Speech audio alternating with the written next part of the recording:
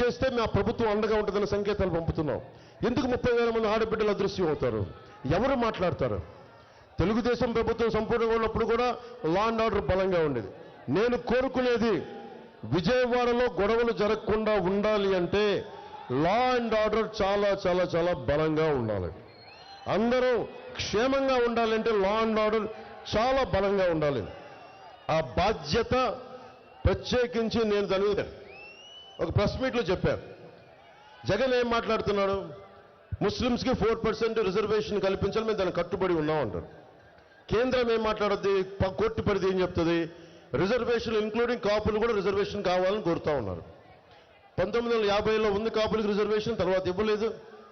కానీ రిజర్వేషన్లు ఇవ్వకపోతే భవిష్యత్తు ఆగిపోవాలా? ఈరోజున జగన్ మాట్లాడుతున్నాడు ముస్లింకి 4% కట్టుబడి ఉన్నానని. నువ్వు ఇచ్చిన సిపిఎస్గా నువ్వు కట్టుబడి ఉండలా, ముస్లిం రిజర్వేషన్ మీద కట్టుబడి ఉండవు. నువ్వు మద్యపానాన్ని నిషేధిస్తావని చెప్పి అధికారంలోకి వచ్చినవాడు, దానికే నువ్వు కట్టుబడలా.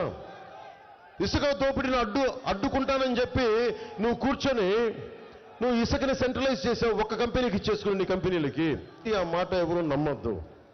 ఎందుకంటే ఇవన్నీ వెళ్తే కాపు రిజర్వేషన్, అందరూ అన్ని కులాలు రిజర్వేషన్లు కోరుకుంటున్నాయి, ఏదో కొద్ది కులాలు తప్ప. మళ్ళీ అది ఫైనల్గా కోర్టులో తేలుద్ది. నా కోరిక ఏంటి, నా ఉద్దేశం ఏంటంటే కోర్టులకి తేల్చే లోపు సంవత్సరాలు పట్టొచ్చు, దశాబ్దం పట్టొచ్చు, 5 సంవత్సరాలు పట్టొచ్చు. ఈలో పరిస్థితి ఏంటి? ఉపాధి అవకాశాలు ఎట్లా చేయాలి, ఉపాధి ఎలా కల్పించాలి, దీని మీద ఆలోచించారా? దీని మీద ప్రభుత్వాలు ఆలోచించాలి కదా. దీని మీద జగన్ ఆలోచించాడా? 5,000 రూపాయలు ఇచ్చి నేను 1,50,000 మందికి నేను మనకు కూర్చోబెట్టి ఉద్యోగాలు ఇచ్చానంటాడు. 5,5 లక్షల మందికి నువ్వు ఎక్కడ ఇచ్చావు ఉద్యోగాలు? 2.5 లక్షలు ఇచ్చానంటావు.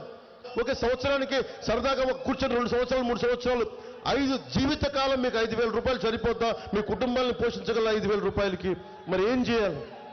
నేను ప్రతి చోట ఎందుకు చెప్తాను, మనకి మేనిఫెస్టోలో ఎందుకు పెట్టాం? కుల గణాంకాలతో పాటు ఎంతమంది ముస్లిమ్స్లో నేను ప్రతిభావంతులను చూశాను, ఎంతమంది ప్రతిభావంతులను చూశాను. వాళ్ళు వ్యాపారం పెట్టుకుంటే చాలా చిన్నపాటి ఊతం కావాలి ముస్లిం సమాజంలో కొంతమంది ప్రతిభావంతులకి. అన్ని కులాల్లో ప్రతిభావంతులు ఉన్నారు. పాడేరు అరకుకి వెళ్తే బలమైన ఎస్టీ సమాజం మనకి వాళ్ళకి ఏం కావాలి?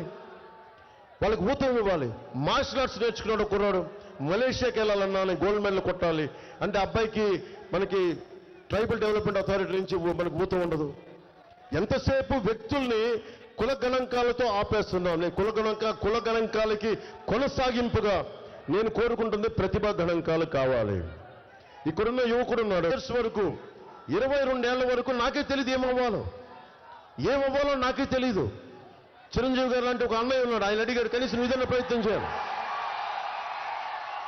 నా అవసరం మేరకు ప్రయత్నం చేశాను, కుదిరింది. కానీ అడిగేవాడు ఎవడు, నేర్పించేవాళ్ళు ఎవరు? నేను కోరుకుంటుంది కూటమి ప్రభుత్వం మీకు పెద్దన్న పాత్ర వహించాలి. చిరంజీవి గారు నాకు ఎలా పెద్దన్న పాత్ర వహించారో కూటమి ప్రభుత్వం, కూటమి నాయకులందరూ మన యువతకి పెద్దన్న పాత్ర వహించాలి. ఈరోజు మీరు ముస్లిమా, హిందువా, క్రిస్టియనా, నువ్వు అణగారిన కులమా, లేదా ఎస్సీయా, ఎస్టీయా, నాకు తెలియదు. అన్ని కులాలలో ఉండే యువతకి, అన్ని మతాల్లో ఉండే యువతకి ప్రతిభని బయటకు తీయాలి, సమర్థతని బయటకు తీయాలి. మీలో ఒక అబ్దుల్ కలాం ఉన్నాడు, లేదంటే మీరు 10,000 25,000 సంపాదించే ఇంకో 25,000 ఉపాధి కల్పించే సత్తా ఉందేమో ఎవరికి తెలుసు? ఈ రోజున భవిష్యత్తులో 2047 ఒక్క నైపుణ్యం సరిపోదు, 4-5 నైపుణ్యాలు కావాలి, 4-5 స్కిల్ సెట్స్ కావాలి. ఎవడు నేర్పిస్తాడు? అవన్నీ ప్రభుత్వం బాధ్యత తీసుకోవాలి.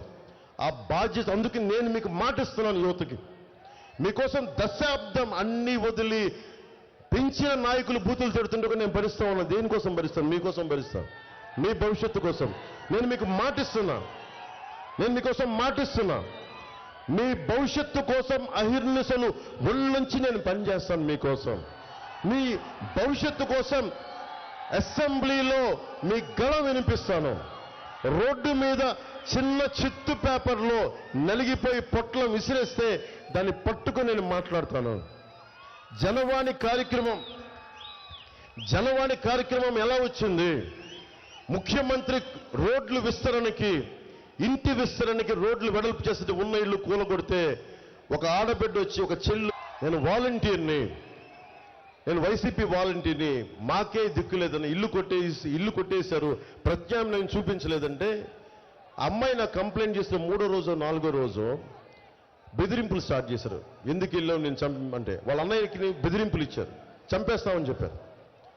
ఏం జరిగింది అంటే ఒక 10 రోజుల తర్వాత మళ్ళీ ఒక నెల రోజుల తర్వాత ఆ అమ్మాయి వచ్చి మళ్ళీ చాలా మంది ఇట్లా ఇంత జనం ఉంటే పార్టీ ఆఫీస్ దగ్గర అన్న ఇట్లా మాట్లాడితే తీసుకున్నాను. నాకు గుర్తుంది. అమ్మాయి చెప్పమ్మా నీ